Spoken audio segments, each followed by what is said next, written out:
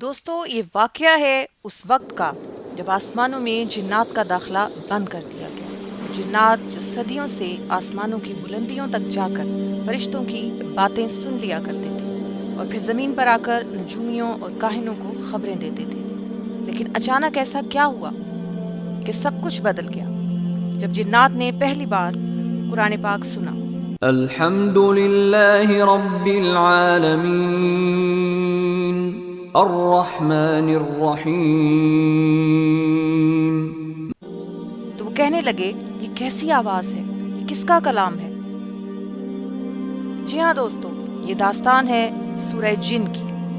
قل اوحی الی انہ استمع نفر من الجن۔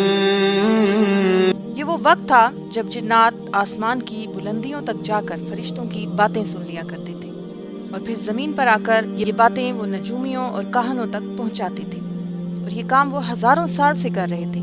لیکن پھر اچانک سب کچھ بدل گیا۔ جنات کا ایک گروہ جب ہمیشہ کی طرح آسمان کی طرف بڑھا تو آسمان سے آگ کے شعلے ان کی طرف لپکنے لگے۔ ہزاروں کی تعداد میں شہاب ثاقب ان کی طرف بڑھے۔ آسمان پر سخت پہرے لگا دیے گئے تھے، ہر طرف فرشتے موجود تھے، اور جیسے ہی کوئی جن قریب جانے کی کوشش کرتا تو آگ کا شعلہ اس پر پھینکا جاتا۔ وہ گھبرا کر زمین کی طرف واپس پلٹے، کیونکہ ایسا ان کے ساتھ پہلے کبھی نہیں ہوا تھا۔ وہ آپس میں ایک دوسرے سے سوال کرنے لگے کہ ایسا کیا ہوا ہے کہ ان کے اور آسمان کی خبروں کے درمیان رکاوٹ ڈال دی گئی ہے۔ قوم کے سرداروں نے آپس میں مشورے کے بعد یہ فیصلہ کیا کہ مشرق سے مغرب تک زمین کے ہر کونے میں جایا جائے اور یہ معلوم کیا جائے کہ آخر ایسا کون سا واقعہ ہوا ہے جس نے آسمانوں کے دروازے جنات پر ہمیشہ کے لیے بند کر دیے ہیں۔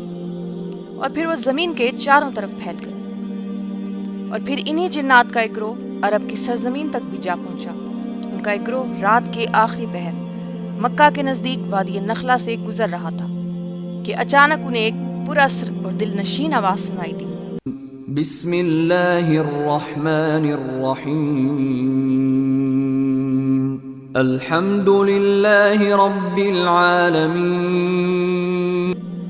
ان کے قدم وہیں رک گئے، ایک دوسرے سے کہنے لگے، یہ کیسی آواز ہے اور یہ کس کا کلام ہے؟ وہ آواز کی سمت میں گئے تو انہوں نے دیکھا کہ انسانوں کا ایک گروہ قطار میں کھڑا ہے، اور یہ پراثر کلام کی آواز بھی اسی سمت سے آ رہی تھی۔ ایاک نعبد و ایاک نستعین اہدنا الصراط المستقیم۔ وہ خاموشی سے سننے لگے۔ جنات حیرت سے قرآن کی تلاوت سن رہے تھے۔ یہ انداز، یہ پیغام انہوں نے پہلے کبھی نہیں سنا تھا۔ یہ آیات ان کے دلوں پر اثر کرنے لگی، ان کے دل بدل رہے تھے اور ان کے دل حق کی گواہی دے رہے تھے۔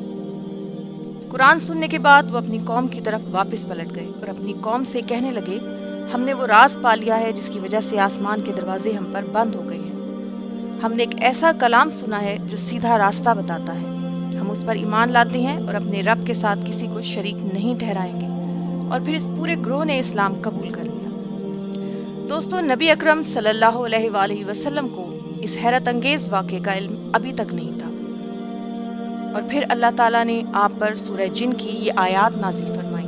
قل اوحی الی انہ استمع نفر من الجن فقالوا انا سمعنا قرآنا عجبا يهدي إلى الرشد فآمنا به ولن نشرك بربنا أحدا۔ اے پیغمبر صلی اللہ علیہ وآلہ وسلم، لوگوں سے کہہ دو کہ میرے پاس وحی آئی ہے کہ جنوں کی ایک جماعت نے اس کتاب کو سنا تو کہنے لگے کہ ہم نے ایک عجیب قرآن سنا جو بھلائی کا رستہ بتاتا ہے، سو ہم اس پر ایمان لے آئے اور ہم اپنے پروردگار کے ساتھ کسی کو شریک نہیں بنائیں گے۔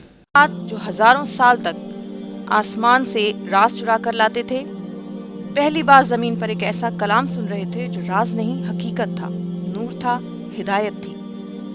دوستو، دراصل سورہ جن کا یہ واقعہ ایک بہت بڑے اصول کو بھی واضح کرتا ہے کہ بعثت نبوی کے بعد کہانت اور نجوم کی بنیاد ختم ہو گئی اور ہدایت کا واحد محفوظ ذریعہ صرف قرآن قرار پایا۔ ہدایت اور رہنمائی کا یہ پیغام صرف انسانوں کے لیے ہی نہیں بلکہ جنات کے لیے بھی ہے۔ قرآن ایک عالمگیر پیغام ہے۔ آخر میں یہی دعا ہے کہ اللہ ہمارے دلوں کو قرآن کے نور سے زندہ رکھے اور ہمیں حق پر ثابت قدم رکھے۔ دوستو، اگر آپ اس طرح کی اسلامک ہسٹری سے ریلیٹڈ ویڈیوز دیکھنا چاہتے ہیں تو ویڈیو کو لائک کریں اور چینل کو سبسکرائب تاکہ آپ اس طرح کی انفارمیٹیو ویڈیوز دیکھتے رہیں۔